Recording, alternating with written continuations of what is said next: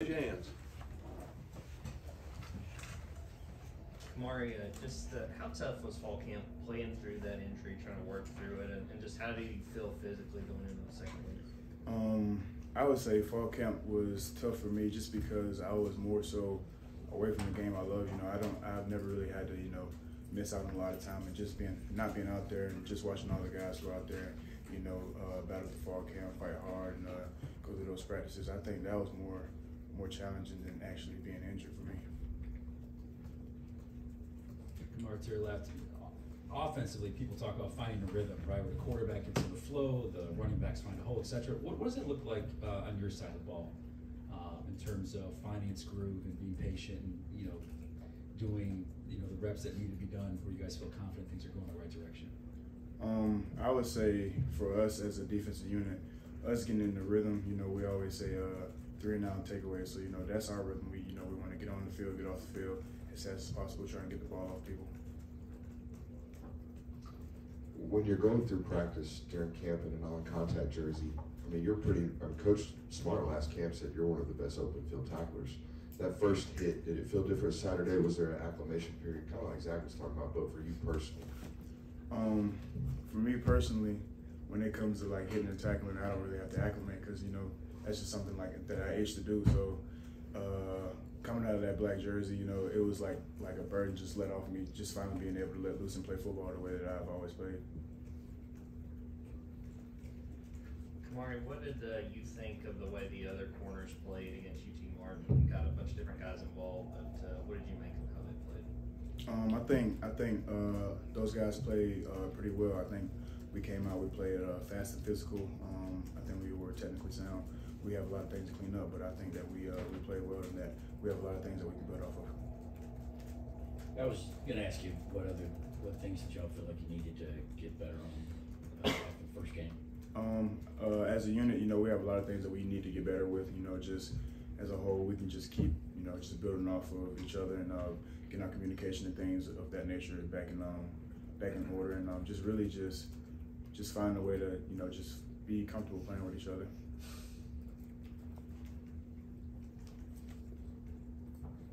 It seemed like there in the fourth quarter, there was a few busted coverages. What was kind of the talks with the younger guys? I think Jonell missed an out and up there late in the fourth quarter. Just talking to coach and film review, what was the response?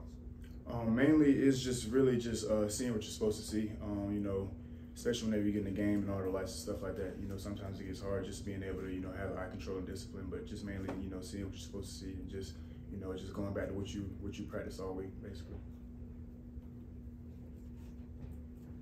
Kamari, it feels like we saw the safeties and Tyke in the star spot really move around the field and really make an impact. What did you see and what were your, review of how those guys played, a couple days ago? You saw it on the field. Like, those guys were just flying around, making plays left and right. It was just really fast and really physical. Guys coming out of the top, making big plays, making big tackles. I'm happy to see guys like Tyke be able to come back and just, play loosely and freely.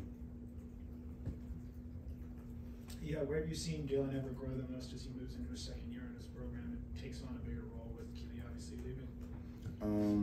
The things that I've seen out of Dalen really is just really his attention to detail and his willingness to just buy into whatever coaches telling us to do, and trying to do that to the best of his ability.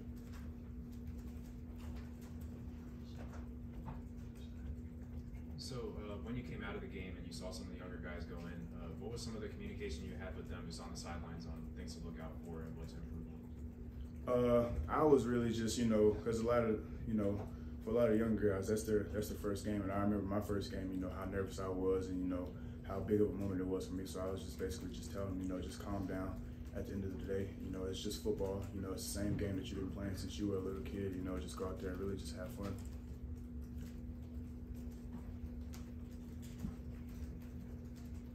What can you tell us about Julian? Julian is a guy who really enjoys football. He loves the game. He comes in with a big smile on his face every day.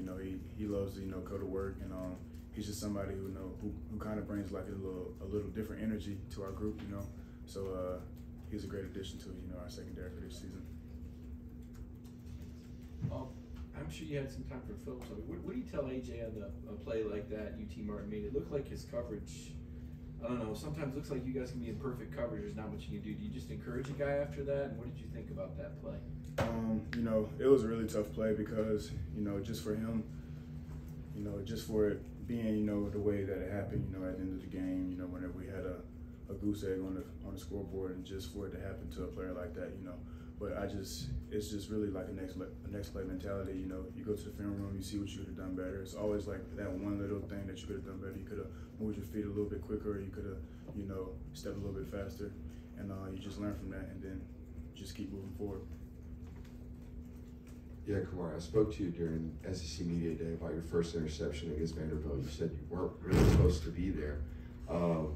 We spoke to Coach Smart. I can't remember who asked him about Kyron Jones' interception, and he kind of scoffed at it. It was like, oh, he got lucky. It was a tipped pass.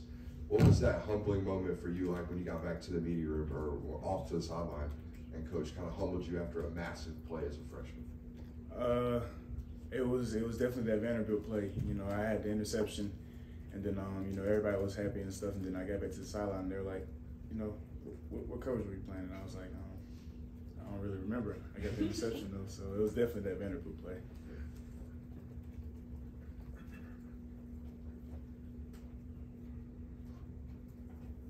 I mean, to continue on that kind of interception, I mean, what was your kind of thoughts and feelings of when he did snag that and take it all the way back to the house? I mean, I was ecstatic. I mean, at first, I wasn't expecting it to happen. You know, we just got on the field, and the next thing you know, he's taking it back for 6. So, I mean, myself and everybody else on the team, we were just so happy to see him, you know, be able to make that play.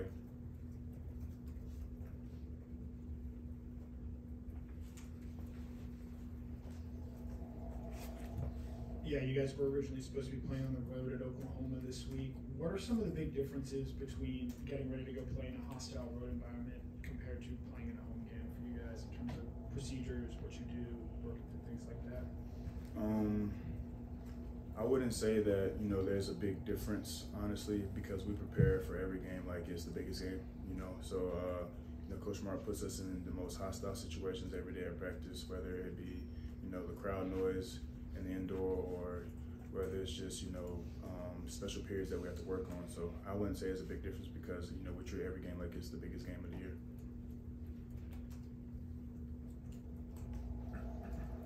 When we had an opportunity to talk to Coach Smart, he said that you guys in secondary weren't tested too much against UT Martin. I just wanted to get your thoughts on how much you felt like you were tested, and you know, how that game prepares you guys for the rest of the season. I would say, you know, they didn't throw the ball as much as, you know, we thought they would, but you know, they did try and test, you know, us on the back end with certain things like, you know, eye control and just making sure that we're seeing things that we're supposed to see. So, you know, that's something that we have to, you know, work on moving forward, is just making sure that we have good eye discipline and, you know, reading our keys and stuff like that. You talk about eye discipline. This defense talks about eye discipline. It's kind of required to play defensive back. What tricks you? I think Missouri got you last year, I think, once. Yeah. What gets you? It's really just being nosy, you know. You just want to look in the backfield and see what's going on back there, and a lot of times you look back there and then a guy pops out of the ground on you. So, you know, it's just really just focusing on your assignment, and, you know, whenever it's time for you to look back there, then you can look back in the backfield. But, you know, other than that, you need to just focus on, you know, your task at hand. Most of the time, that's the man in front of you.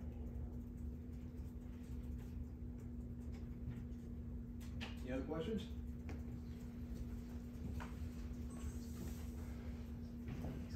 Or did you watch any other football this weekend? And if you watched the Florida State LSU, I don't know if you heard the LSU coach make a reference to Georgia.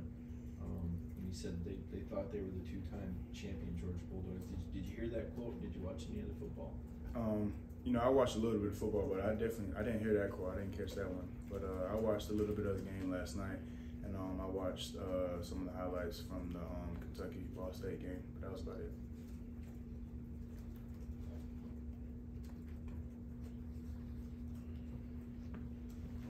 So you just touched on, you watched some highlights of the Ball State game. They ran about 2 quarterbacks out there. I mean, how do you kind of preparing for 2 different guys that might be throwing the football on Saturday? Really, you just watch film on both guys, and just figure out how the offenses ran, with each guy in there, and then really just go to the scouting report and just listen to what the coaches think, and just apply that to our plan for this week. Time for one more, anyone? All right, thank you. Thanks, Kamari. Thank you.